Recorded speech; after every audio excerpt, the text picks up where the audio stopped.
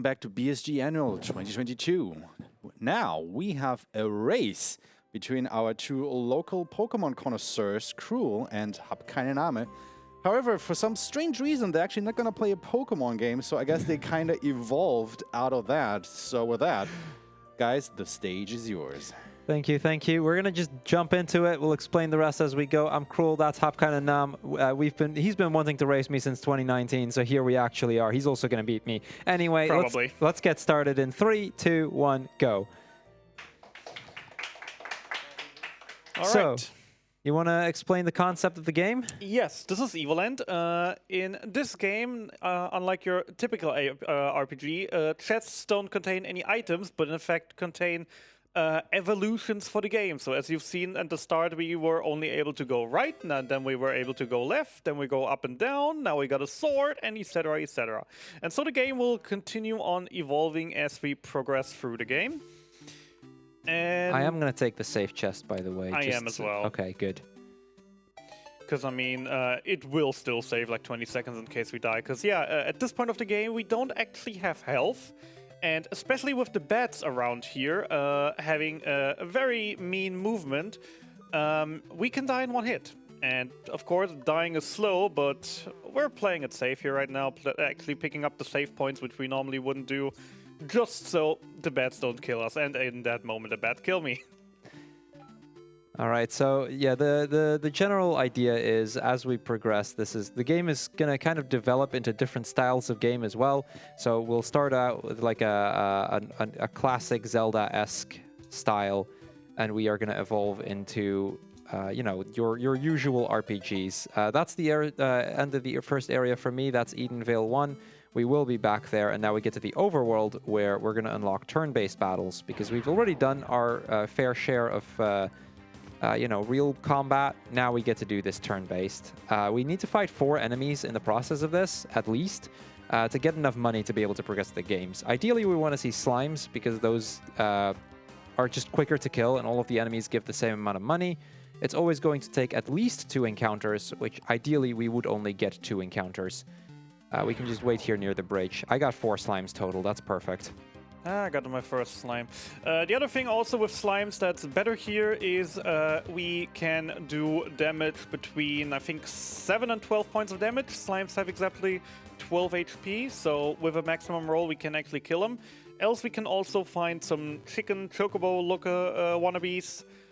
They take a few more hits to kill. And yeah, that's a free encounter for me. That's okay. So yeah, after that, we get to this part where we need to beat 4 of these knights. Their movement's kind of random, and then we unlock the first town. In this town, we're going to ignore almost all of the stuff that we can get. We can unlock things like villagers and whatnot, but we don't really care. And we are going to evolve into being an adult. We are now the adult version of our main character. Our main character, by the way, is called Clink. We don't actually know that yet. We get to name him in a moment. But all of the characters in this game are kind of references to other games. But yeah, one thing that we learned from this game already, if you should jump down a well and find a weird seed, you should eat it. Maybe you'll get actually grown up. Please don't do that in our real life. So would you say he has evolved? Yes. So we're going to buy the copper armor here. We're going to buy the longsword here. There's 50 gil in the chest over there, or in the crate. Which we need a total of 250, which is why we needed to defeat 4 enemies earlier. How have you already caught up to me? Sheesh, you are fast. In any case... I mean, I am the second place for... yeah, HabKeineName is significantly faster at this game than I am. It's honestly fine. We get a forced encounter after where we're going to meet the next character, Kairos. This fight is always going to take 3 turns. Each of these are guaranteed to be to die in just a single hit. And that's the end of that.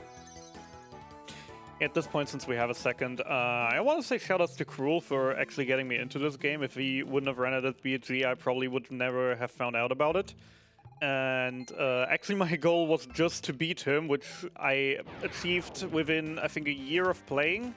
But then about a year ago, I actually taught another friend how to run this game, and then suddenly a week later he was ahead of me, and then we actually started a war that moved us to currently 2nd and 3rd place on the leaderboard.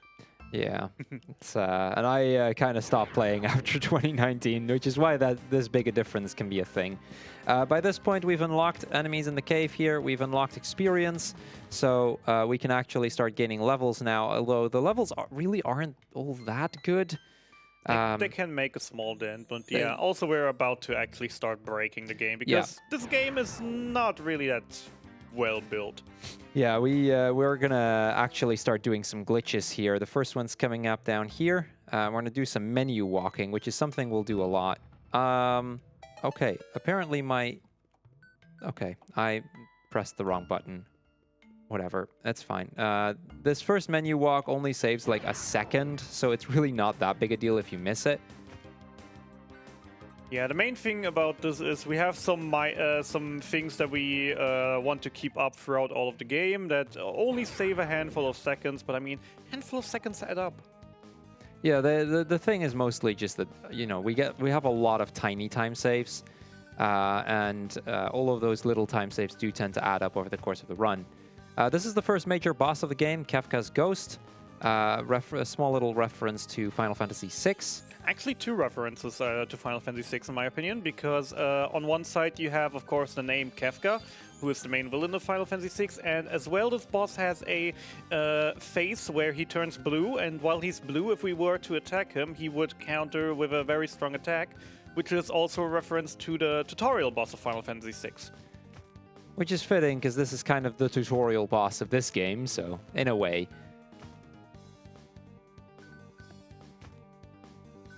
I'm getting a quite unlucky fight, have to heal a few times. You will only get 4 hits in on us total, but every single heal is already too much, technically. But we want to play it safe, we don't want to die here. Getting levels from this boss fight actually is quite important for one more fight that we have to do over the game. Okay, that's Kefka's Ghost for me. And he dead for me. Okay, so we're basically even again. Yep. This is now going to unlock 3D mode, which, you know, we're going to go back to Edenvale, the very first area of the game. HabKeineName can skip this chest a little bit with his menu walk-in. I can't, which is a little unfortunate for me, but it's not, like I said, it's not the hugest deal. It's the chest pickup that you save your time on. And then we're going to just kind of make our way through here. We're going to try to not get hit as much as possible because that's slow. But if it does happen, again, these are tiny little time saves left and right. Yeah, at this point we at least have our health bar, so we can take a couple hits before we die. 12 in total. Every attack that we can take will either do a quarter or half a heart of damage. Though half a heart is more like for bosses and stuff. Yeah, half a heart you don't really see all that much. We also, I mean, HabKeineName already just picked it up. The life bonus, which will now make enemies drop hearts at times, which can be quite helpful. We're going to make our way to the end of Edenvale here, and then we're going to move on to the Noria Mines. Not to be confused with the Mines of Moria. That's a little Lord of the Rings reference for you guys. Yep, getting the 3D world on the way, and we're entering the mines, which is not just the halfway point of the run already, once we're through here, but also is the most optimized place of the game. You can make differences of up to a minute with the tiny time savers you can pull off in here. Yeah, this is one of those areas where now we're getting into the serious glitchy territory, and this is where HabKeineName is going to take the massive lead on me. He is significantly better at these sort of little Don't forget the things than pot chest. We don't want a soft lock. I think I've already picked it up. Okay, just wanted to make sure. Yeah, I've already picked it up. I tend to pick it up on the way so that I don't forget. So we're going to do more menu walking here. This particular menu walk is to try and trigger a glitch later on, which will allow us to skip a chest in a bit. Which I just finished on my end. So basically we are only in this trap room supposed to see 3 beds by just walking out of it. Hey, you got it. By just walking out of it again to the entrance, you hit a trigger to basically spawn the trap room twice, and once you kill all the 6 bats in it, you will spawn the treasure with a key twice, which allows us to effectively dupe an item, so we need a key less over this dungeon. So yeah, HabKeineName actually taught me this trick like a week ago, and this is the first time I've actually gotten it in a run. I got close a few times, but I never actually successfully got it, so I'm quite happy that I got it this time. I didn't get the menu walk after, but honestly, That's a small issue. The key is already making up for a good bit. It does get nullified a little bit because where we usually would pick up the third key, we would also take a lot of damage, which we'll explain a bit, which we now don't. Okay, this screen is significantly brighter than what I'm used to at home, so that makes playing this a little easier at least. I have much more of a vision of what I'm doing and where I'm going. Yeah, as you imagine, with the brightness and turning down, etc., etc., the TV's brightness settings can make a huge difference in visibility already for the runners. Especially for the menu walks where we have the big blue menu open, because it's really hard to see through that. Alright, I'm skipping another trap room here by just doing another menu warp. Also, say hello to Karis, moonwalking a little bit over here. And here we are at the Armored Octorok. This fight is complete RNG, and he went perfect for me. Wow, that's quite lucky. That is really lucky. So the Armored Octorok can't actually be hit. He can only take knockback damage. And yeah, with the chest we picked up, we opened a pit where we can just throw him into. Also, hey, did we mention already that the menus in this game are OP because they completely nullify damage and knockback? Don't fall down here. So here I'm going to be skipping that same trap room. Luckily, this is one of the easier tricks in the game, and this is actually one that saves a lot of time. Yeah, in that trap room usually spawn 3 skeletons, and skeletons at this point of the game are very annoying to deal with, as you can only... The Armored Octorok is in like the top right corner. It's one of the worst positions he can be in. Okay, I got him. But that took a little longer. Yeah, it just be like that sometimes.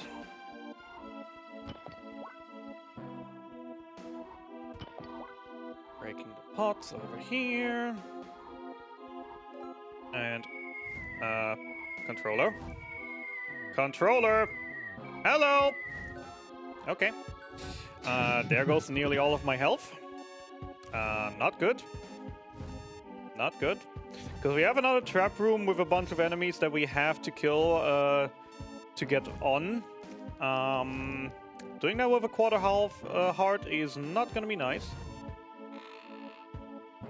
So let's grab the boss door key first. Yes, that's a Bowser symbol. Now it's gone. And yeah, now we have to kill everything. Oh. Well, that's awkward. And I didn't save a single time in the mine.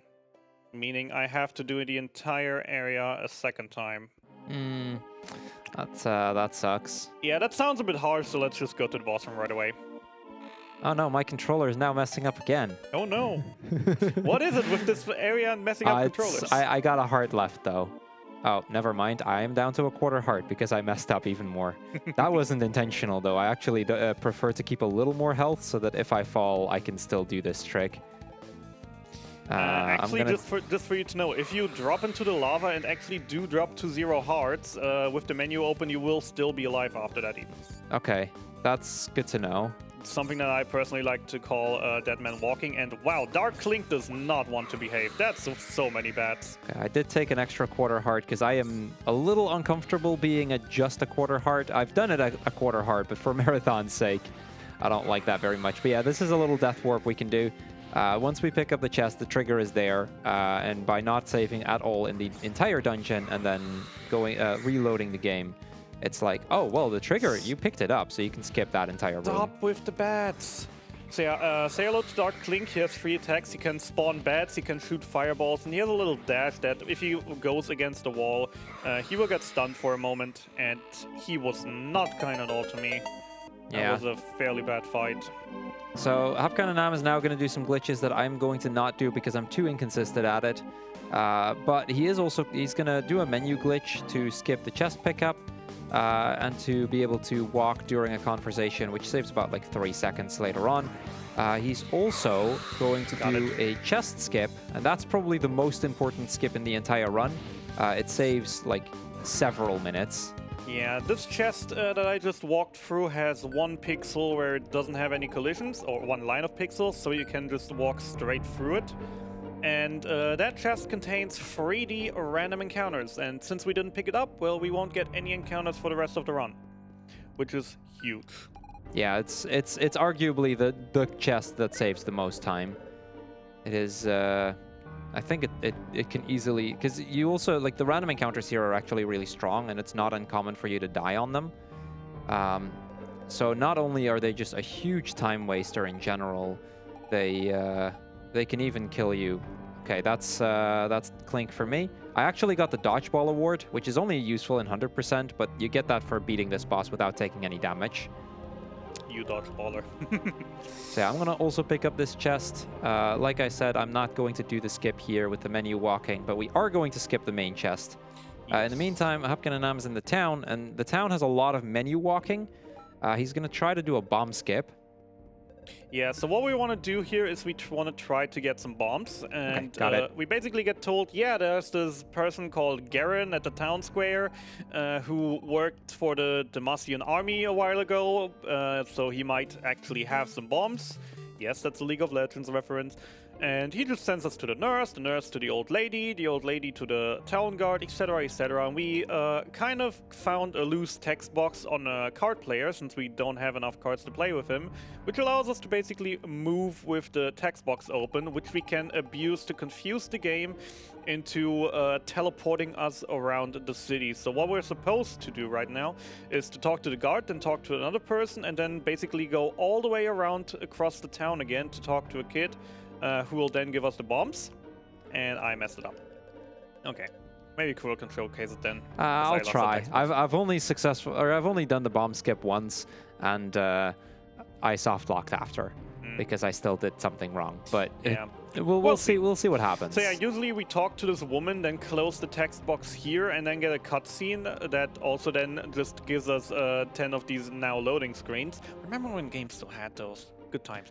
Yeah, the loading screens. There is an item that will make you skip the loading screens, by the way. But so basically, what bomb skip would do is just give us the loading screens and teleport us right to this point, so we don't have to walk here.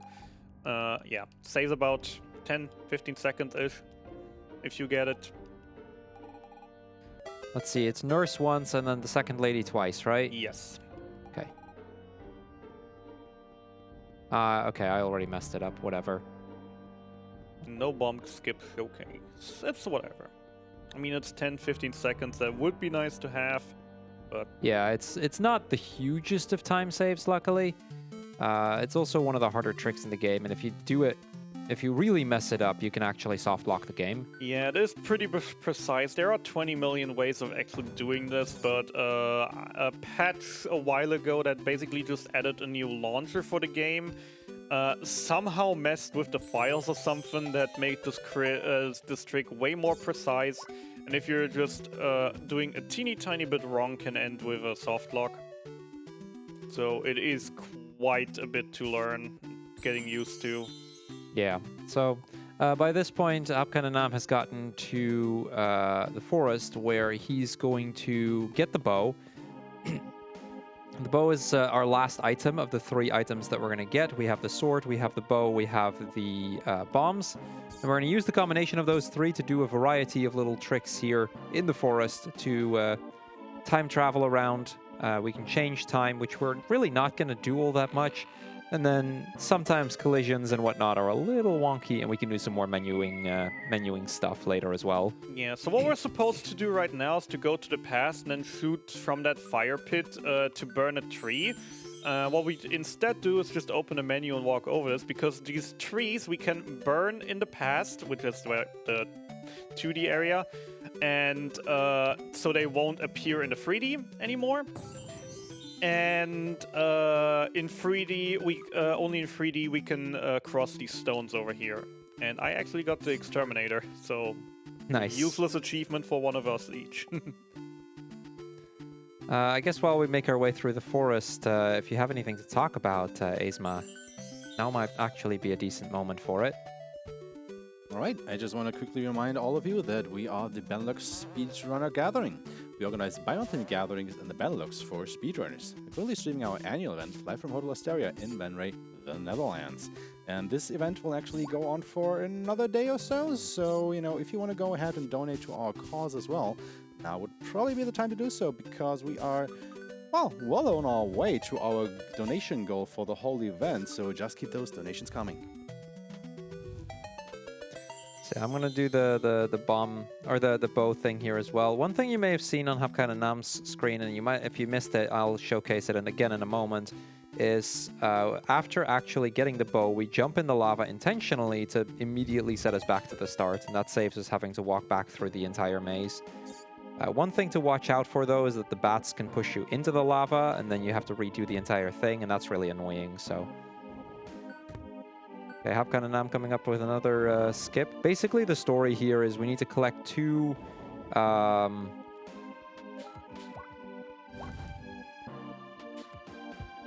Amulet halves. Yeah, okay, I messed that up because there was a bat in my way. Awesome. That's fine. So yeah, we're collecting 2 amulet halves right now that will give us access to the Black Citadel, which is the hideout of the BBEG. And we're about to get the first one right here. After this trap room, also we just abused collision a little bit with these red wizards, because they like to teleport around. But if we open the menu, their hitbox actually stays at the exact same point. So we can abuse that by placing a bomb, opening the menu, as you've seen me do, and then basically just wait till the bomb goes off and it kills them. Instead of having to deal with them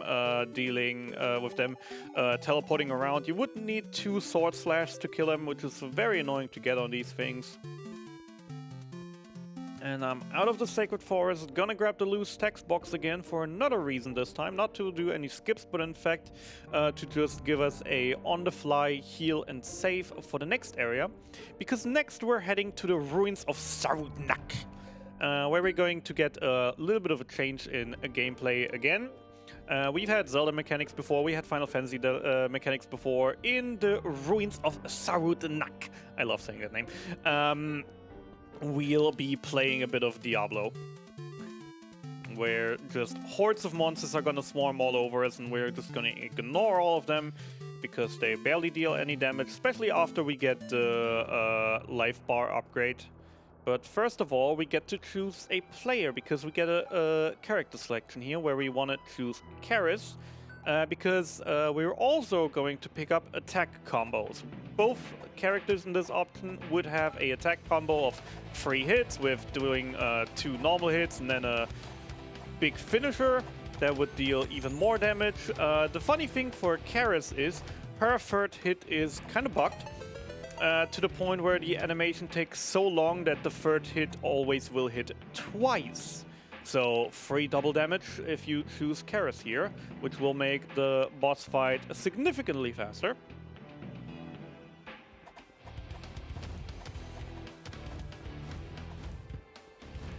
Okay, I got the mages done. Going out with 3.5 or 2 3/4 hearts. You generally want to try to get out of the forest with as much health as possible, because the more health you have, the less chance you're gonna, or the better your position is going into the ruins of Sarudnak. Yeah, because as you've seen, I did take quite a few hits up to the point where I got the health bar upgrade and did the healing. You only have 12, basically 12 life at this point, so if you get hit more than 11 times, you would die in that point. And of course, if you have not full health at that point, it's even less hits. Yeah, I'm gonna go in with 11 hits possible, which is actually decent. Yeah. Anything over 10 is pretty good. Definitely. So, I'm at the boss of the Ruins of Sarudnak. What I'm gonna do here is save right here to skip his annoying dialogue, and then lure him behind the graveyard.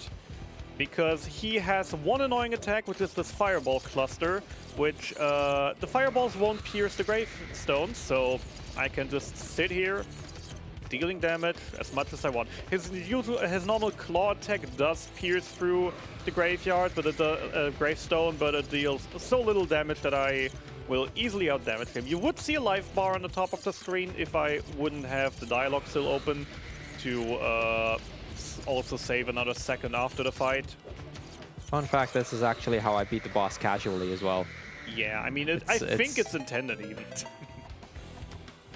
I mean, you can do it some other way, but it's really tricky. All right. Okay, I have my health screen up. 1, 2, 3, 4, 5, 6, 7, 8, 9. Okay, perfect. Got the heal at just the right moment. Ooh, this could be an issue. The ambient light is actually a chest that you didn't have to pick up in an older version of Evoland. You would skip that chest and all of the floors would just start becoming a little glitchy because, well, it wouldn't really know what to do because you're supposed to have ambient lighting and you then don't have that. Yeah. Also, if you don't pick it up, you will actually soft lock on the on using the town portal because it just has some some lighting issues that you wouldn't have without ambient light. Or would have if you didn't pick it up.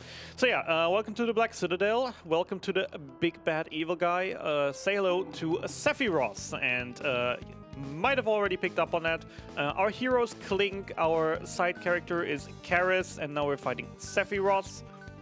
Sephiroth has 1000 HP, but will start a triggered event after he is 200 HP down. So we're just hoping that we get as much damage in as possible. I also bought some potions before that. I usually try to go for 5 potions. Didn't quite have enough money, only have 4 right now, which could become a little interesting, but I should be fine. Right now he's dealing, his damage is quite nice. Also what we want to do here is we want to heal with Clink and use the new spell Karis learned, because Karis usually out DPS's Clink. As you can see, Clink just dealt 9, Karis just dealt 21, now 12. The damage rolls can vary a lot, but generally I like those damage rolls right now.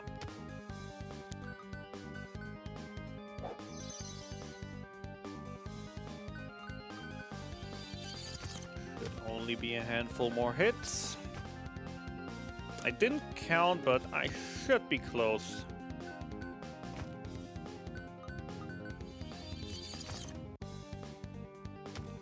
No, still not.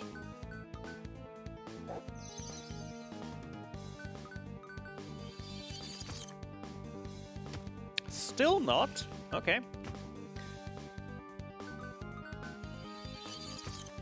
There we go. So yeah, now that we dealt 200 damage, he's just like, it's enough, I'm tired of you. And he starts charging at his attack, and he's saying, Ka-me. What could he be up to? I've never seen this movement before. I've never seen these. I heard the sounds before.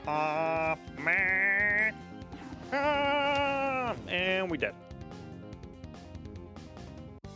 Luckily, this death is scripted. I made it to the town, so that's good at least. I'm gonna buy some potions as well. I have plenty of money, so... So yeah, he beat us, but we were like, we'll be fighting till our last breath, and he's so be it. And he murders Karis.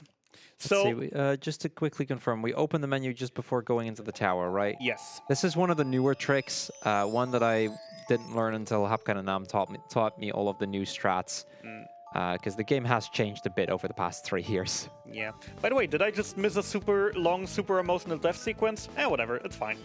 We'll have a chance when Crrool gets there again. So yeah, now that Karis is dead, this awakens the power of the Dragonborn within us, and we'll be able to summon Babamoot, who has an interesting mechanic, as he will always deal AoE the remaining amount of HP an enemy has.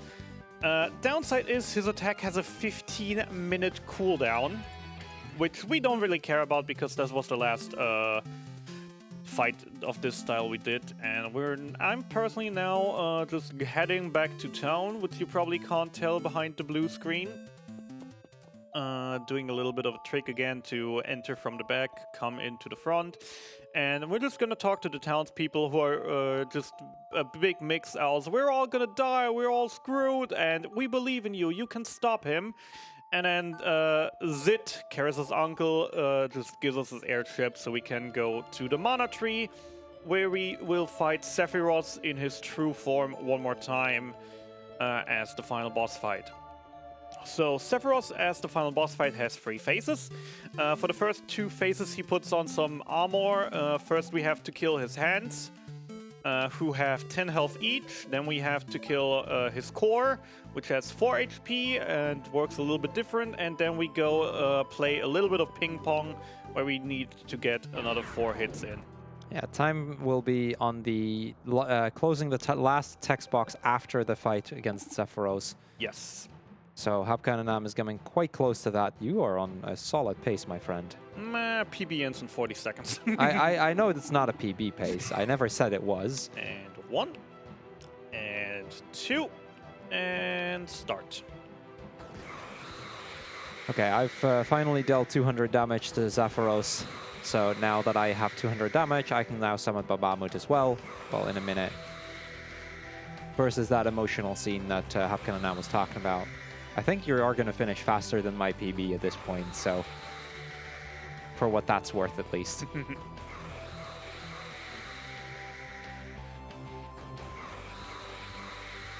All right. Been getting enough triple hits. That's a perfect phase 1 in terms of hits.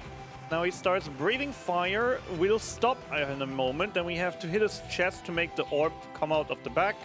And we try to get a few hits in. Only 1, not great. Oh, I skipped that emotional cutscene. I'm sorry. We can't showcase it anymore. Oh no, no very long emotional death sequence. And yeah, that will be a 3 cycle, second phase. 2 cycle isn't too hard, but I messed up a little bit. There we go, that's the second phase. 3 cycles is fine. 3 cycle is fine, but you know, 2 cycles better. True. So I Alright. now beat Sephiroth here as well. Time for me to move to the town, get the airship, go to the Mana Tree, and then go for the final boss as well. So yeah, last phase, as I said, we're playing some ping pongs. He will throw blue balls at me that I can reflect and red balls that I can't. So we just hope to see a lot of blue, not enough red. That is actually a very good start. As I said, 4 hits will be the kill. After that, he will move to the middle, have a little bit of a dialogue still, and then it is time as soon as we finish that little dialogue. That's hit number 3. Come on, give it to me. And there's the 4th one. So get ready on time. Last time Xbox time. Yeah, that's faster than my PB. Like, there was no shot.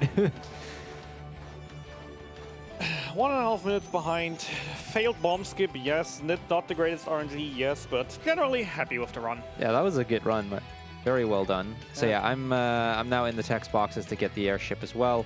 Then I can fly to the final boss, and then, you know, that'll be that for me soon as well. Means at least we can enjoy the beautiful credits of this game, which again showcases the evolution throughout the game, with some funny dialogue on the right. With the Land, starring, etc. please. Airship just didn't want to land. Oh, come on. There. Okay. Finally landed the thing. That was the true final boss, clearly. Okay, so here's the final boss on my end. I'm gonna take care of him real quick, and once that's done, that'll be time for me.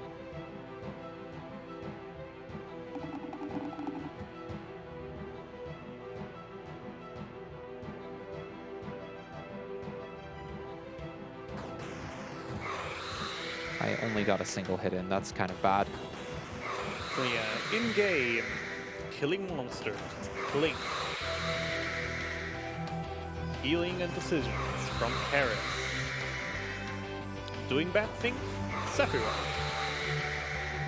Playing me. Watching you.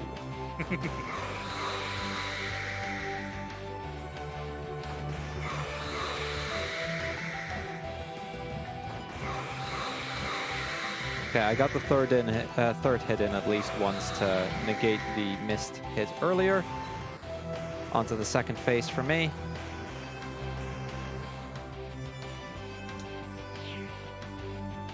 It's not where I wanted it to be. Only got a single. Oh well, that's fine. Yeah, generally the ball can, depending on the angle you hit him, the ball can spawn in 3 different locations, being exactly on the other side or a little bit more to the left and the right. depending on which you might be able to get a hit in more or less. Okay, got it in 3 rounds, that's fine. On to the final phase. I still have 2 3/4 heart, so I should be fine here.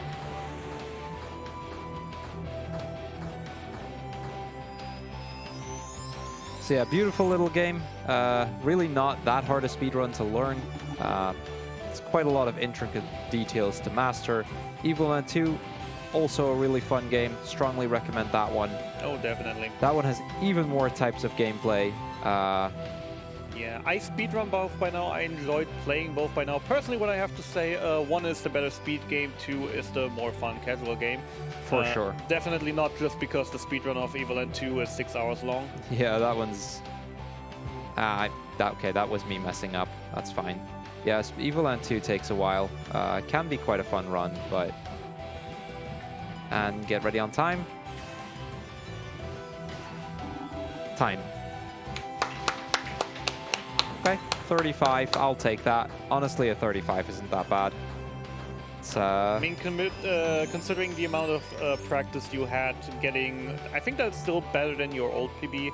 It might be. I was actually going to check that real quick, because it should be close if nothing else. But yeah, that's Evoland. Yeah, this was 4 seconds off of my current PB. It's not a PB, but it almost was. If I hadn't missed that last phase, this would have actually been PB'd. That's how big the difference between the two of us has gotten in those 3 years. But hey, hope you guys had fun. Anything else you still want to say? Shoutouts to Jimbo UK and Satura24, the current world record holder and my rival fighting for 2nd place right now. Great persons have done a lot in the last year to improve things. Satura especially found so many of the small things that saved up minutes on end. All right, That'll be it then. Thank you guys for having us, and let's see some more cool games. All right, GG's, my friends. And I think after this exciting race, we all deserve a little bit of a vacation. So let's welcome Grumpmeister and let him show around Hotel Mario to, you know, maybe plan out our next vacation whenever you guys are ready for it. We'll go to a quick intermission, and after that, once again, we'll be back with more Hotel Mario.